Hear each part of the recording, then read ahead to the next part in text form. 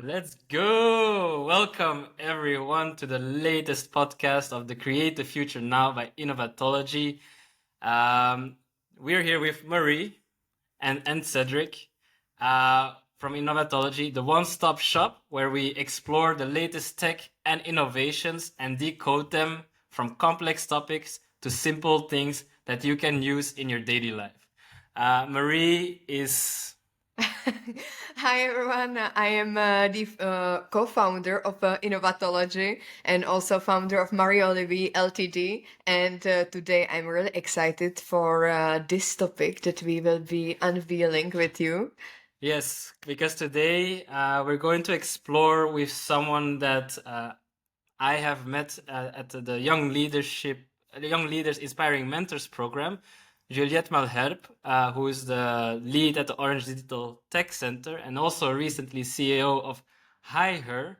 But I'm not gonna steal her thunder. I'm gonna let her introduce herself a bit more, and then we'll get straight into the conversation because I think we have a lot of commonalities that we can go through both on my side as well on Marie's side. So, Juliette, please tell us more a bit about yourself. Yeah, with pleasure. I'm Juliette Malhere, as you said, passionate about traveling.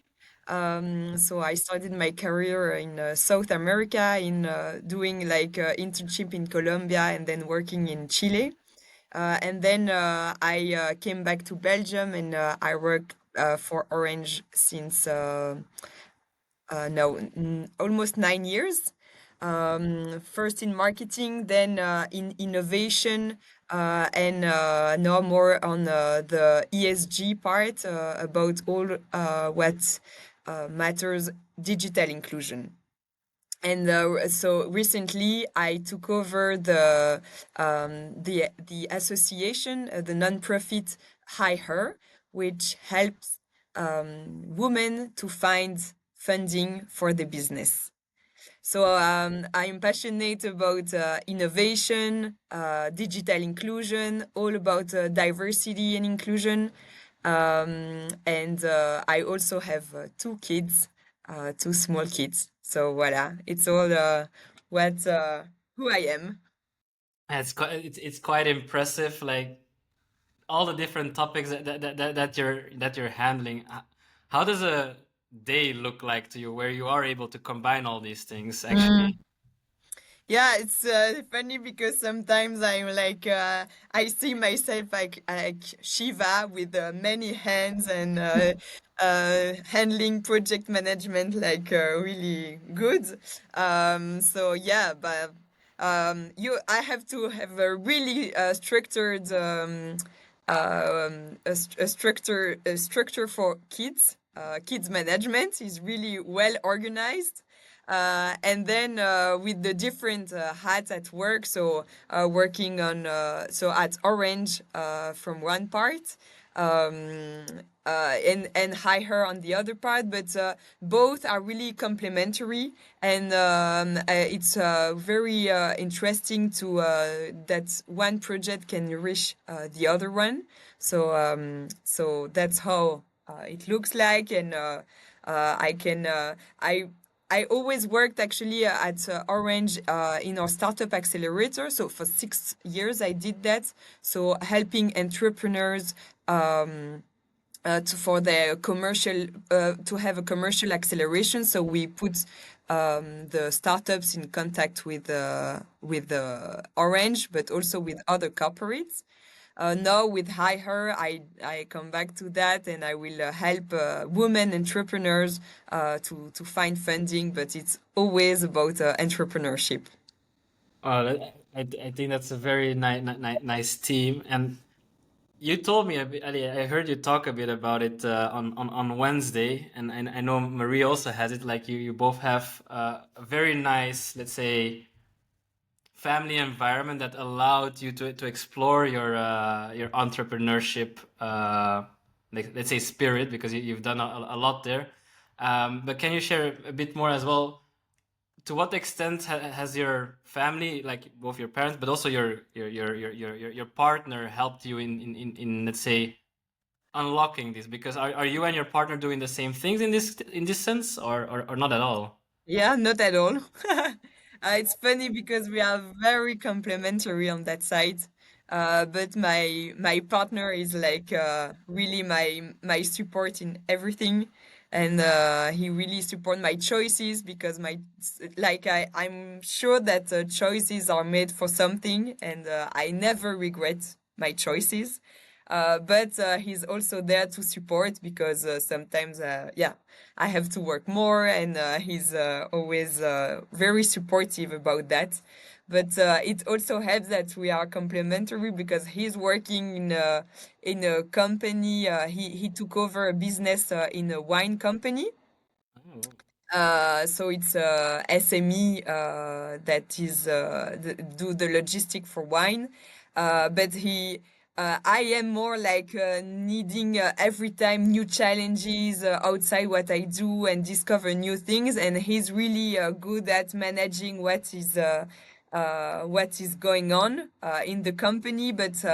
When I ask like, where do you see you in 5 years? It's okay if it's the same. For me, I cannot say where I will be in 5 years, but I know that it will be different than today.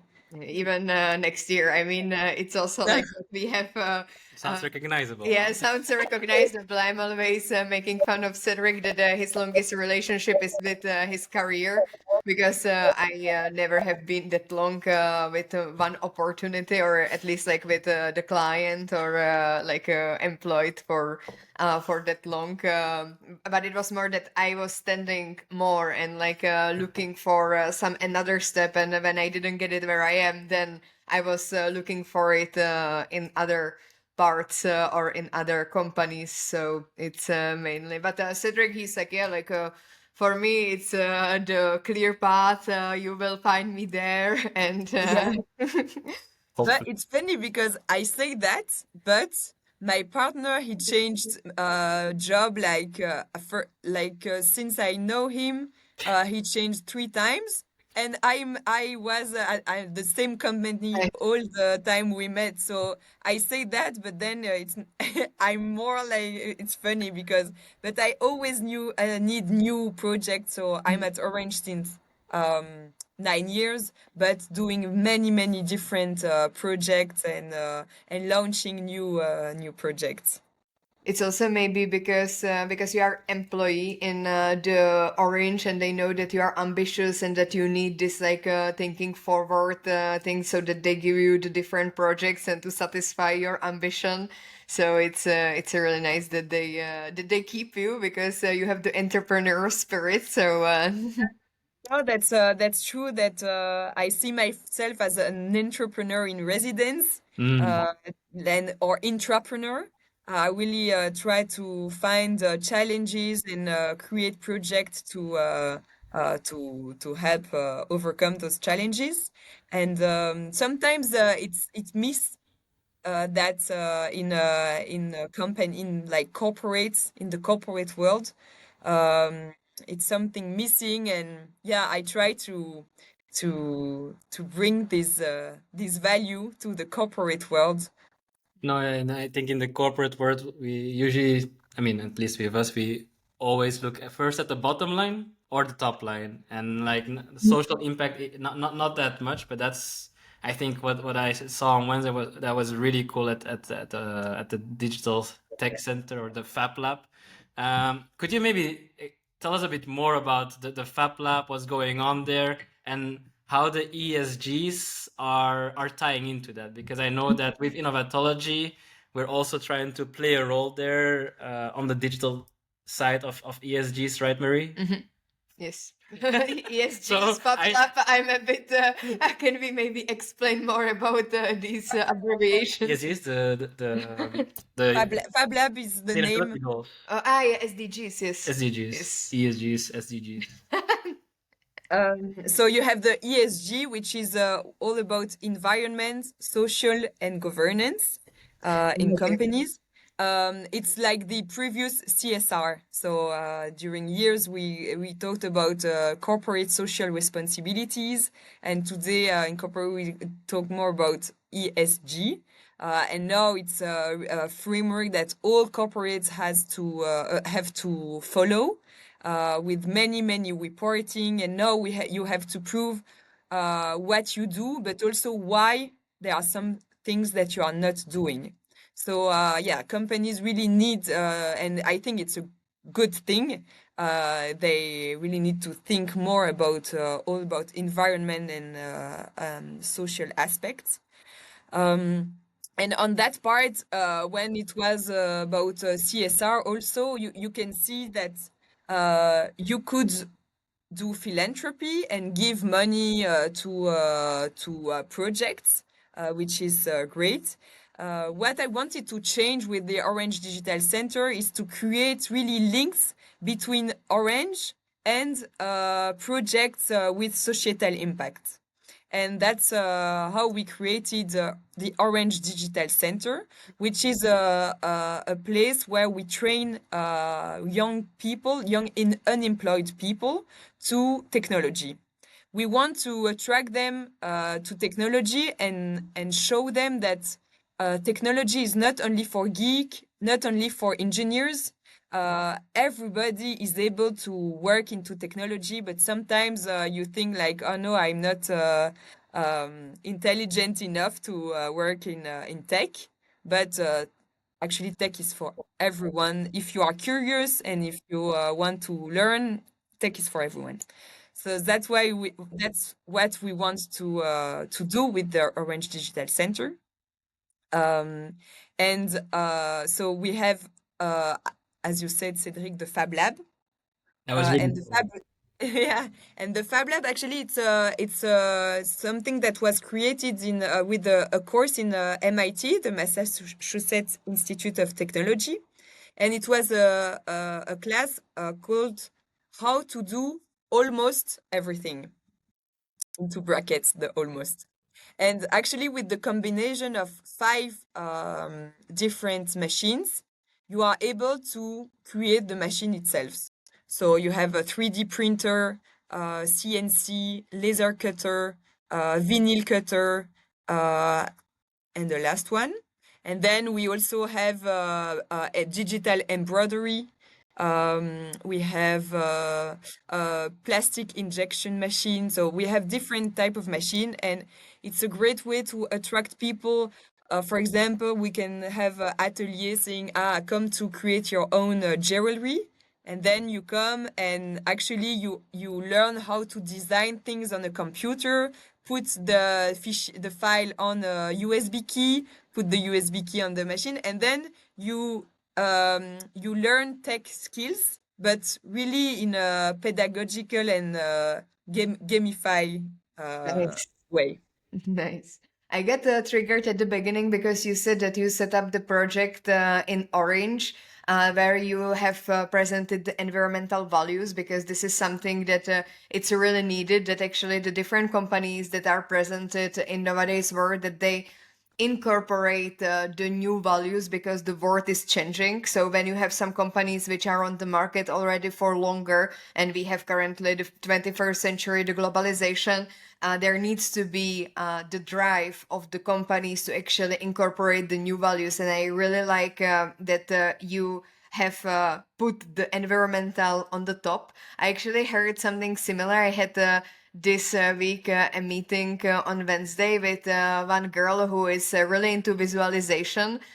So she's the leader of the mental fitness in London, and she's really like doing like visualization, which is really important for the life of the people, because like you are taking care of your physical health, you go to the gym, you see how your muscles are growing, etc. But there is a lot of problem that not a lot of people are taking care of the mental health. And what she did is like, okay, like the visualization actually saved my life. She was sick when she was younger, etc. She's doing the mentorship. However, she started to pitch her idea to the different companies like a Nike, and she say, hey guys, you are taking care of the physical fitness, you give people the hope that they will have bigger muscles, but most of the sportsmen, they are actually burning out because they do a lot from the physical fitness, and you should actually do something for the mental fitness as well. And she started to be really in like a really close collaboration now with Nike, where she's changing the mindset and the drive of the Nike industry currently. And I really like that when there is somebody, especially like really driven women, who can like incorporate these kind of aspects to the companies that are on the market for longer, and bring the new value, the new refreshment into the business. So I find it really impressive, and actually even correlating with one more discussion that I had this week, because it's the similar, just different topic. So how did you do it? Like you just came to the leadership, or leadership was asking about, yeah, we should maybe do something with environmental because it's currently trading, everybody is speaking about the Green Deal, etc., or how actually it started? So the Orange Digital Center is more about the social part than the environmental part. For the environmental part, it's not easy for a tech company because we want to be a net neutral carbon by 2040.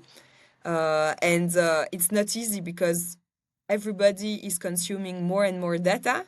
So our data centers are actually Mm. consuming more and more. And then we really need to find a way to be stable. And that's a big challenge for the tech companies. Yes.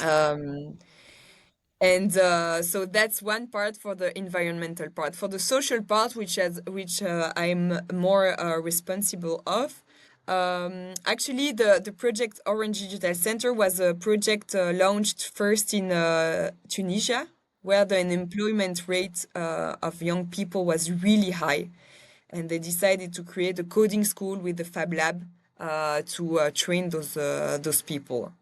And so I went in Senegal. I saw this project and I thought, okay, it's a great project to do also in Belgium, because at first we can think that in Belgium it's okay, everybody knows technology, but it's not the case. And there were a study coming out from King Baudouin Foundation last week, and still, so it was 46%, but now it dropped down to 40%, but it's still enormous. 40% of the Belgian population is not comfortable with digital skills, and they are Wow, vulnerable with the digitalization. that's really a lot. Like, That's a lot. And you see everybody on his smartphone, so you think that yeah, everybody can use technology. But in our center, I could see that when I say to people, you can come here and put your name on the Excel sheet, they are like, what? An Excel sheet? And they don't know how to write their name with a computer. They have a TikTok on the smartphone, but it's not the same to send an email, to use an Excel, to do things on the web. Because it's So not there is, entertainment. sorry? It's not entertainment, it's like when Yeah, no, people. indeed, but smartphone is one thing, but then a computer is another thing. And so yes, there is really a need in all Belgium about it. but that's a really big number. Like, I mean, I read also about it, let's say a couple of months ago when like ChatGPT was really, I mean, ChatGPT is booming, that like younger generations are really using a lot, but like older generations not that much yet. And then there is a discrepancy, but like from a general digital skill perspective, 40%, that's 4 out of 10, Yeah. that is still uncomfortable. And I don't know if that was also there, but like, was there a difference in like urban areas versus city? Urban is like non-city, right? Or urban is city? I don't know. Urbanicity. Okay, Urbanicity. rural versus urban areas, or was there like a difference, or is it like very? Is it similar there across Belgium?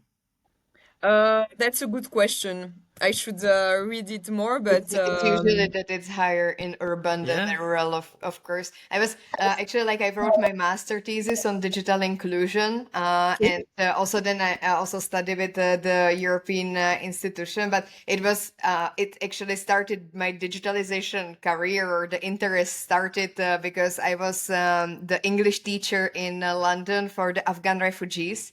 And for me, it was really interesting because they were not literate. So usually they couldn't write. They couldn't, for example, they were not literate from the Afghanistan. Afghanistan is really in the bottom of the literacy. And then when they arrived in London, I had to really struggle with, for example, teaching them English because they couldn't read. And also like they are if they could write, they write from right to left. So for example, dog for them meant gut. So it was really interesting. But then when I look at them, all of them, they had the newest iPhone and they knew how to navigate the iPhone. And I was like, so you cannot write, you cannot read, but when you have your iPhone, you can actually call your husband, you can actually go on Instagram, you can use the WhatsApp to write your family about, for example, how are you, what is going on in Afghanistan. And I got puzzled. I was like, how people can actually use the internet for their integration in a new country while having the condition like Afghanistan. And it's actually where I started to be interested in digitalization, how we can actually increase it and how we can make a better inclusion and integration of this diaspora.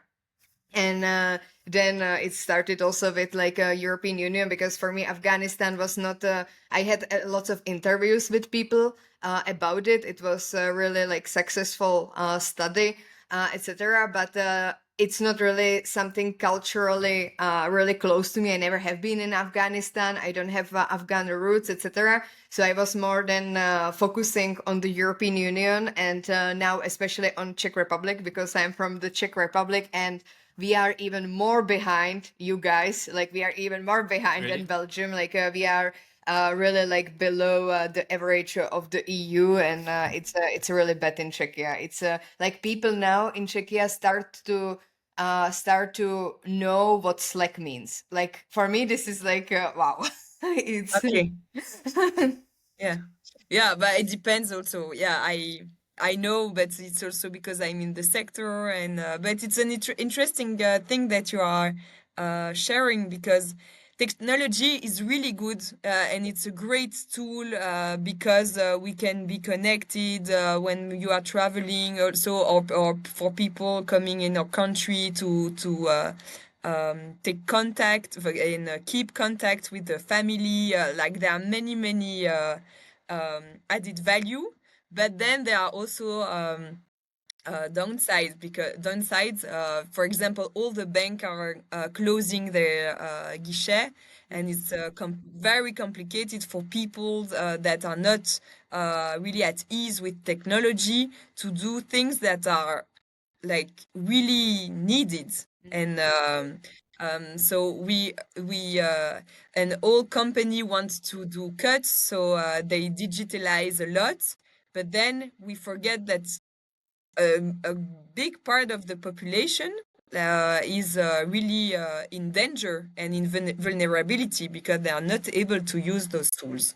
I think it goes also hand in hand with, because like for example, I'm taking now when you mentioned the bank, I am just imagining my grandma, because my grandma, like she's sitting at home with grandfather, and when she should go to bank for example her retirement, for her it's occasion. Like she really like takes her like best shirt, and she's It's like going an to bank. event. Yeah, it's really an event, and if you like close the bank for her, it's like you took a really like one social event which is really important, because on her way to bank she meets the Anna, and she meets the Marie, and she's having so many like social interactions that usually she doesn't like for example have the trigger for it, because she can tell to Anna and to Marie that she's going to bank for her retirement, right? So it's also like it goes hand in hand with the generation, the society, that you cannot just like make everything digital, because it then posing the risks and the challenges in the different, because like for us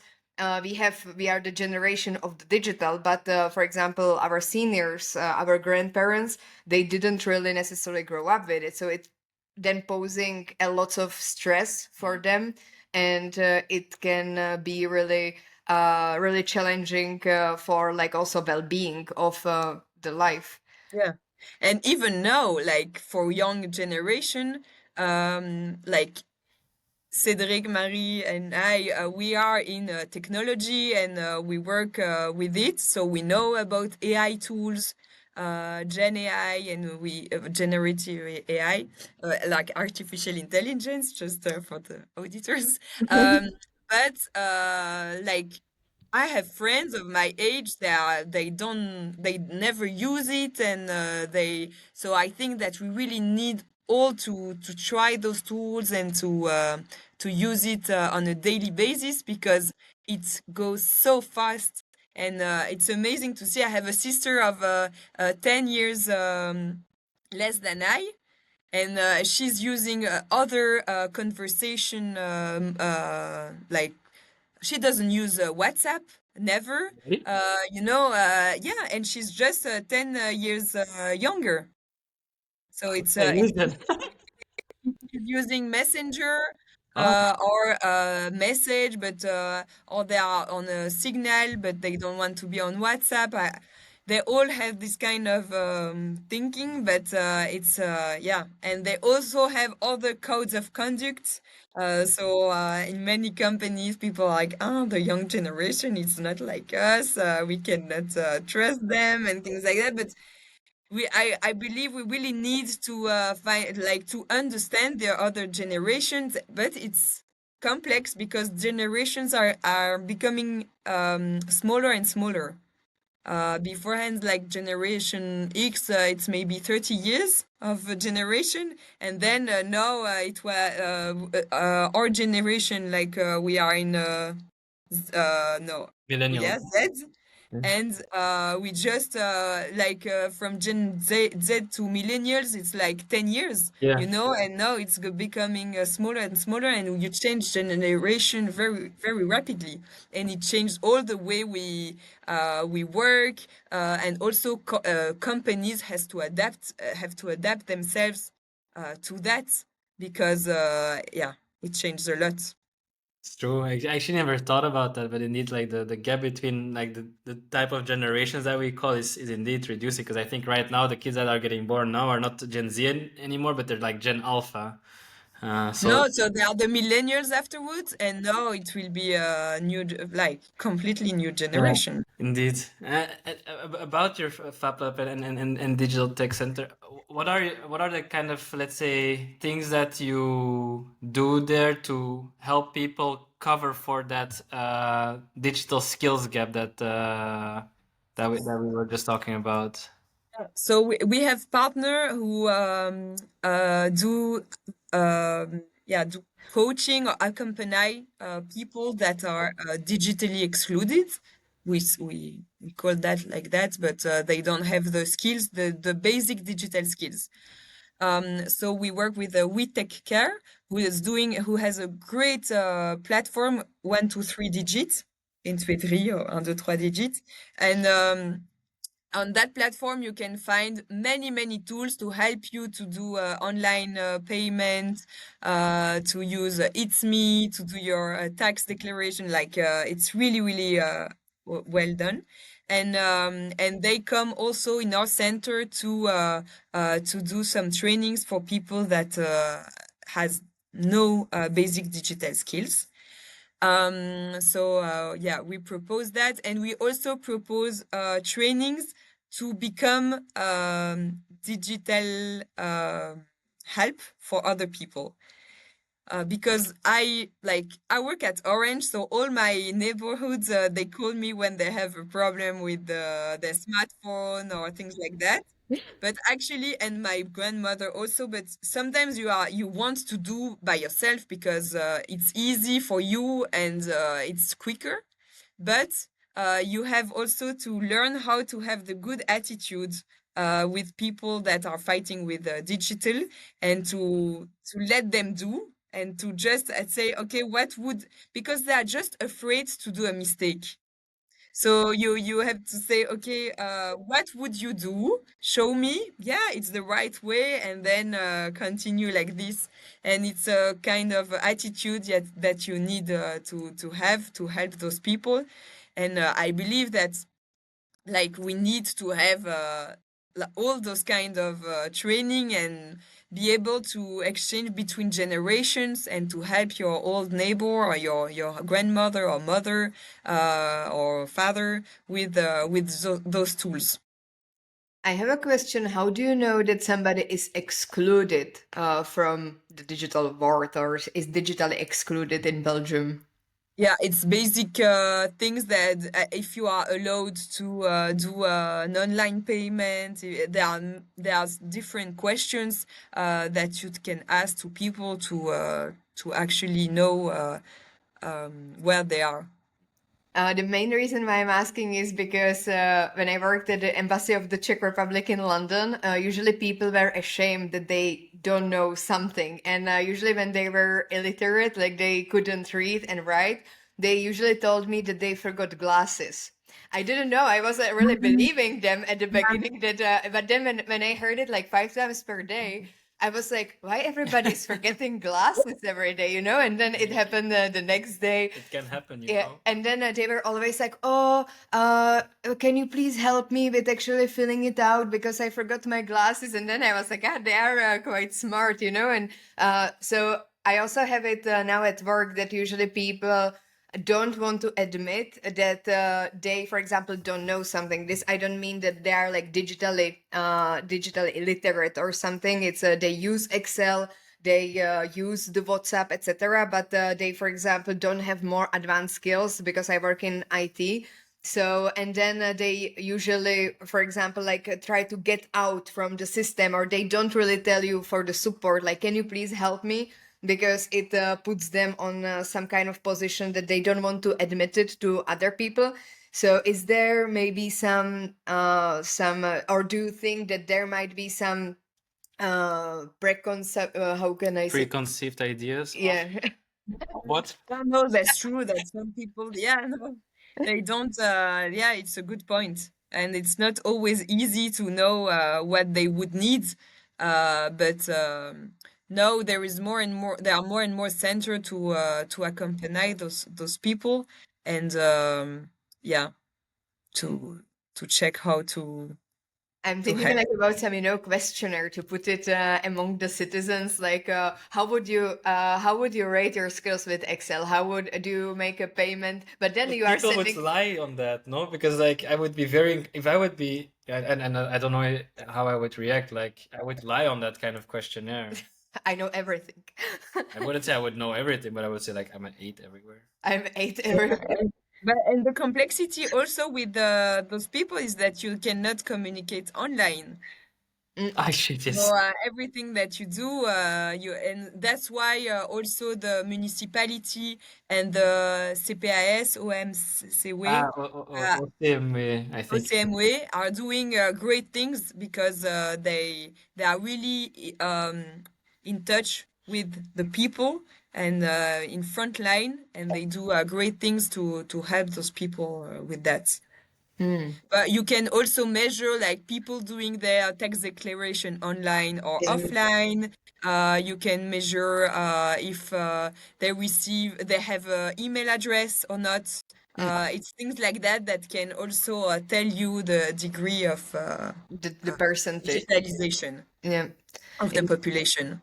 Has Belgium have Belgium because is there like digital strategy of Belgium actually, like the governments because usually the different member states of the EU I look at his face, but usually member states countries in the EU they have digital strategies of how they want to proceed in the next years to actually increase the digitalization. And there is actually correlation that the more digital governance you have, the more happy citizens you have as well, because then they can act in the crisis like COVID-19. So in a COVID-19, the The Home governments. Office. Yes, the governments, like for example, Ireland had a really good digital strategy in place before COVID, and therefore people were less demonstrating, people were more happy during COVID because they knew what they should do with laptop, etc. But I'm not. Does Belgium? I mean, Yeah, there is a. Actually, it was from the state secretary for that. Um, beforehand it was so they have created the Belgium Digital Skills Fund, so they give money to help also employees to get training to be accurate with the new technologies, because it's also something that we have to take into consideration, that many people, they will not be good in their work anymore if they don't train themselves with the new tools and the new IT tools. So there are some funds for that. Um, there is also Digital, which is an association of many corporates in Belgium. It was led by BNP Paribas and Proximus, and they did a digital charter, and many companies signed this charter saying that they will take care of like how they will digitalize things and always think to people that are not digitalized. So that's important, but then we'll see with the new government how which priority and strategy they will put in place. Yeah, I think that will definitely be interesting. In any case, like in this digital age, if you're standing still, you're actually moving backwards. So it's always good, I think, indeed, to keep moving forward. But I'm gonna take this moment a bit as well to pivot from the digital to, let's say, your new initiative, Juliette, like the Hi Her. Um, can you explain a bit more to Marie what it is all about? Because maybe it can help her as well. Yeah, with pleasure. So I heard it all started with a number, is that 2% of um, the investment from investment funds goes to women. So 98% to men, 2% to women. It's So it's sustainable. really alarming. It's less than 2%, actually, it's 1.8. So it's really alarming, and there are many causes, but two are very important.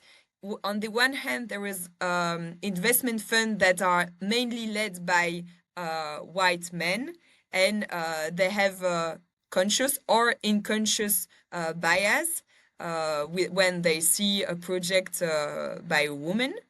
And on the other hand, there are women that don't dare to ask for money, that has also limited beliefs, and they think that they want to stay small because they don't dare to really develop their business, or uh, yeah, so there are many things like that.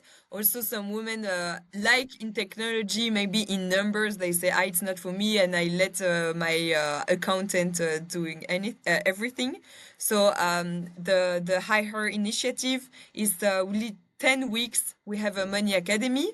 So we have a training. So Money Academy is 10 weeks trainings to learn what is my relationship with money, why don't I dare to ask money, maybe I have, like, in my education, things that I don't dare to do. And then there is also a part, a more hard skills part, where you do your financial plan, your business plan, how to talk with investors. Also, investors, they know that they can do divide by two what you say, actually. But the women, they don't exaggerate. So if they divide by two what you say, then there is nothing left. Yeah, You you always see, need and some they buffer. try. And we also need to say to investment fund, okay, when you have a woman in front of you, you have to do multiply by two, so because it's things like that that are in disadvantage with project led by women. So it's all about these trainings, but also about consultancy in diversity and inclusion for investment fund, and also conference there to talk about money. So last week I did a conference about how to negotiate your salary and your invoices. your tarif. And it was really interesting. We were like 40 women and one man. And it was about how to dare to ask. And because you can see when you ask in an audience who asks for an augmentation, and normally people who ask, they get it. But it's mainly men that dare to ask, and it's how to really, yeah, put this mindset that we can talk about money, and sometimes in our society women don't talk about money, and we have to change that. I think Marie talked a lot enough about money with me. Yeah, I was like at the beginning, I was thinking like maybe we should also start some program for the couples, because in our couple, it's actually me telling him all the time, we need to monetize. Come on, like let's do this. Like let's ask for money. Let's create projects which are monetizing, etc. But it might be that we already like created this dynamic, and also like I'm running the business also for some time. I have a question on Hire, and it's because you said that there is a 10 weeks money academy. Is it run by you, or there are like experts, financial experts who are? So the idea is to work with experts indeed. Mhm. So there are investment fund coming, business angels, but also like more leadership coach to help you to dare. So many people that come to give those trainings. Yeah, I have a friend who just wanted to do also the financial plan for women entrepreneurs. Like she's running her own business in Brussels. She's focusing on climate security and gender.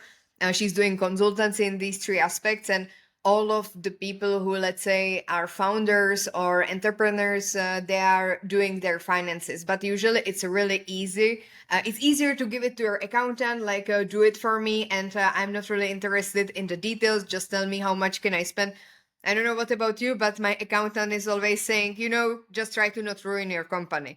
And I mean, if I would not be interested in numbers, and having a strong woman in my family, which is my mom, and my mom teaching me all of these rules of life, I would just be following his kind of advices. However, this is really dangerous. And I also feel that women, it's similar. I don't want to generalize in this aspect, but it's similar also with the digital skills. I mean, if you don't feel comfortable with something or don't want to invest in learning about it, it's always easier to give the responsibility to somebody else who is your accountant. However, it's your money, and you are the one responsible for your funds. Exactly. And it's really alarming that indeed I also see that, for example, me and my friend who is doing the gender security and the climate, we are more interested in our own money than the accountant is, and therefore we are like, yeah, we should do something about it. But I'm not the investor, or I don't have the education in the finances, and therefore I'm not going really this direction. However, she wanted to launch the finance program, where she wanted to exactly explain the women, hey, you need to do your financial plan, and she wanted to explain it to them as a like. But she doesn't have the exact education, and I was also thinking, why should I buy it?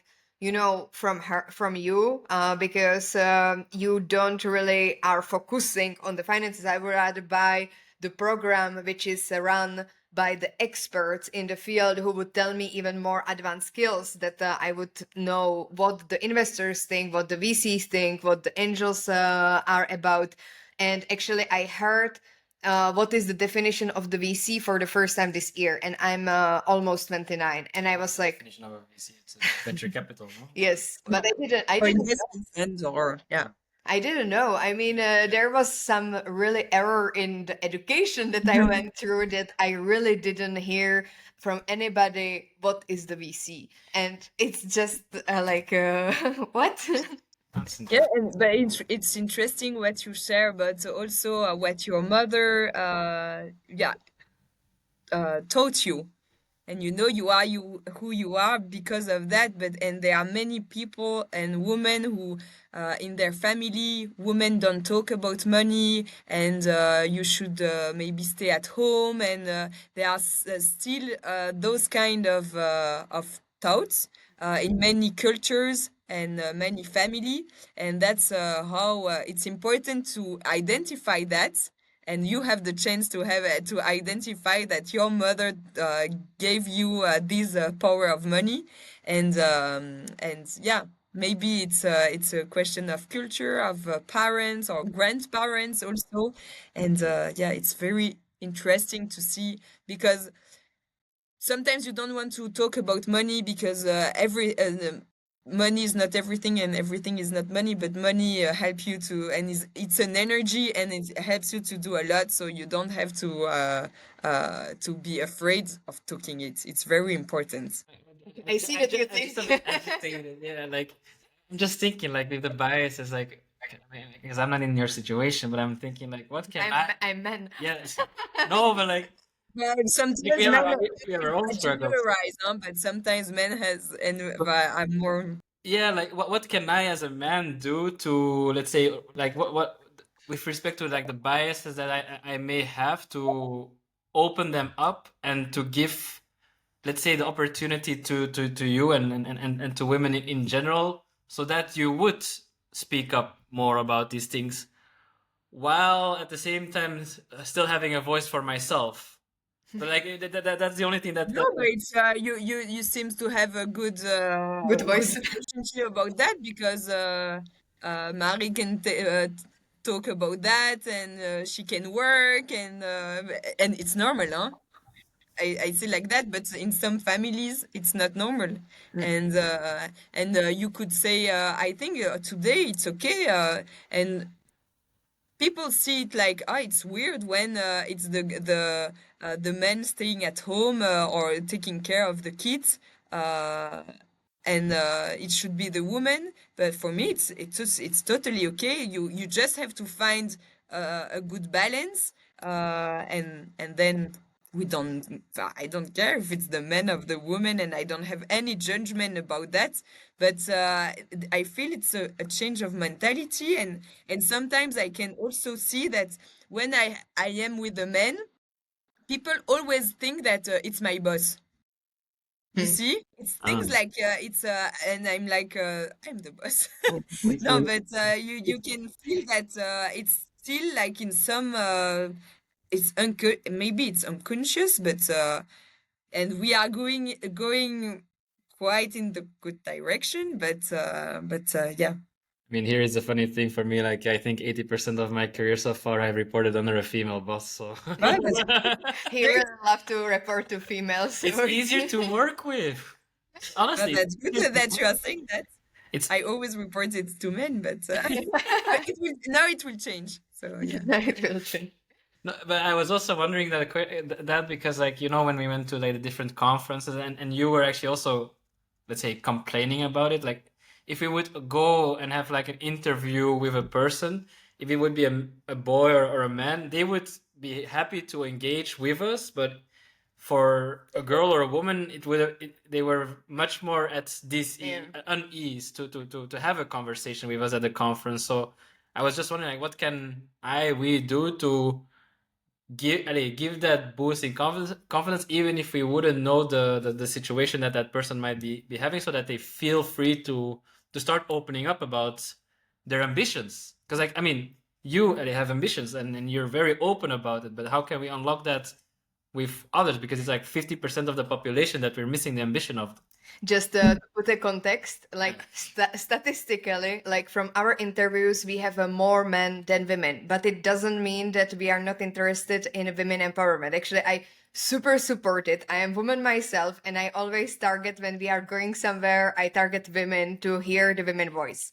However, when I approach a woman as a woman, they tell me, "Oh, I don't really think so for this interview," or can I prepare for it? Can we meet in 2 hours? They don't follow up with me after, or I'm really shy, like I don't really like it. Whereas when I approach a man is like, yeah, sure, like why not? Where is the microphone?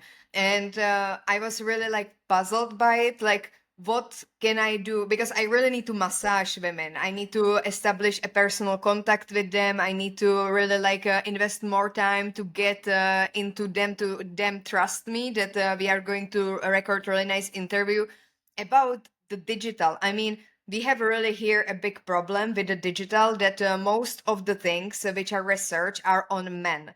And we are going to load all of these data in the artificial intelligence, which will do a decisions, and it will do decisions on the male aspects. And in the future, it might also do the decisions in the medical, in the hospitals. And if we will not raise the voice of the women, we will really have a problem, because we can do really wrong decisions in the ward that will lead to the decrease, to the suspension of the women. However, when I approach them, they don't really want to speak with me, because they are not really used to stand by their voice, for example.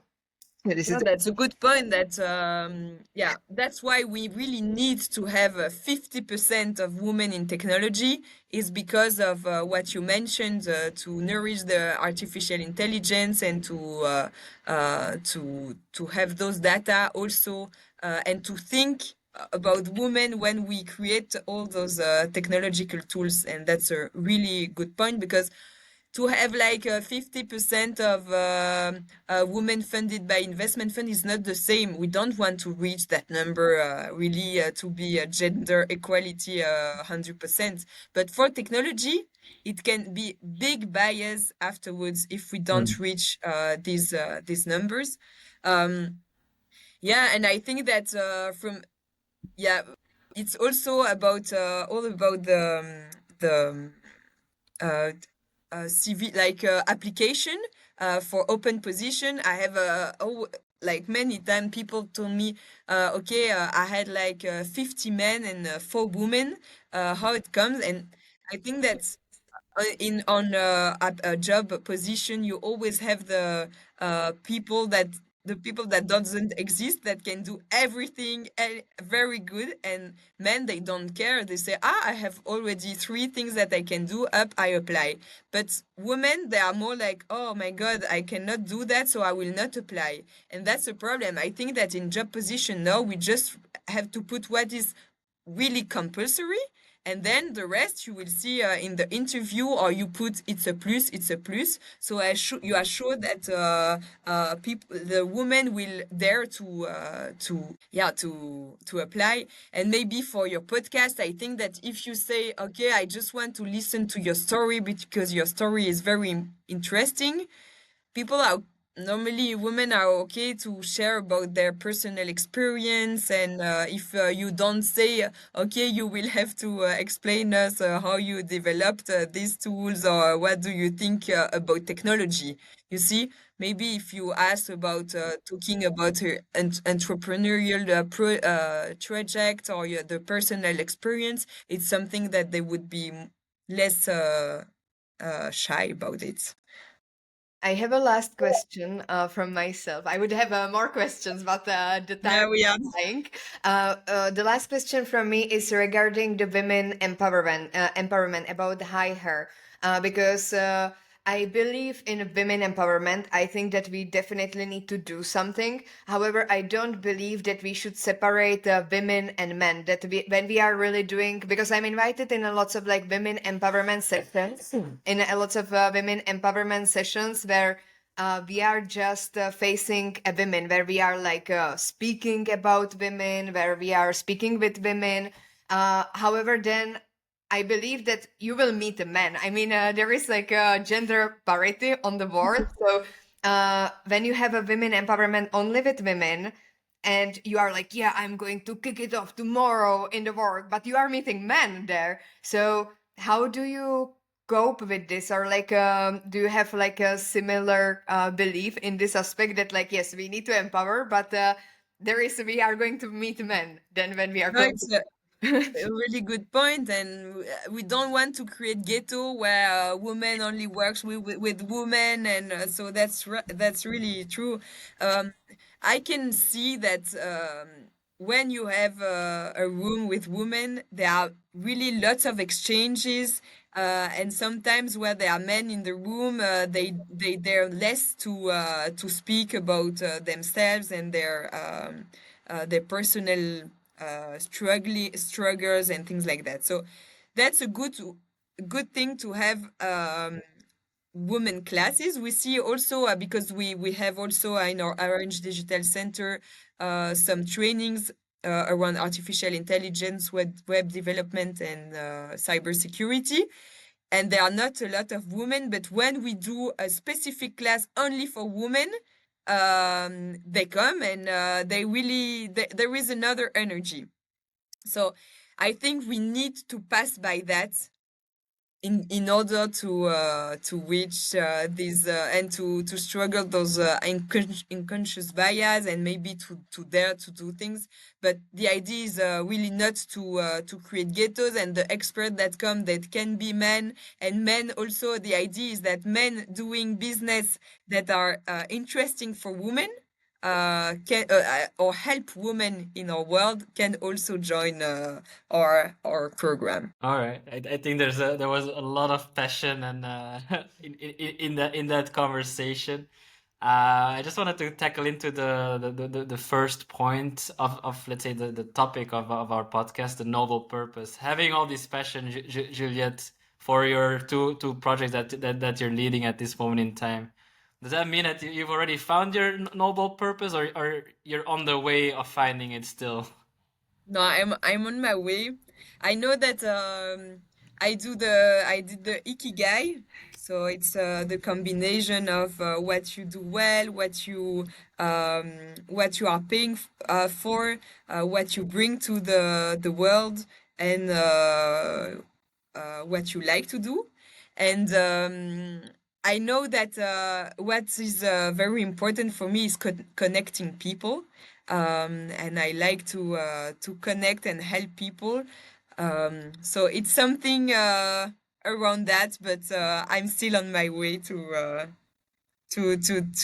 yeah, to define it more concretely. All right, good luck on that journey, finding more about your noble purpose. But I think you have two really great initiatives going on that will definitely help and support you in there. Towards our audience, definitely follow Juliette further on her journey as well. And I think we would be looking forward to probably to connect as well face to face in the future between with Marie. Pleasure. I Yes. think that would be cool. Thank you so much, Juliette, and see you again in the near future. Thank you. It was a great pleasure for me. Thank you for the invitation. Talk to you soon. Bye. Bye bye.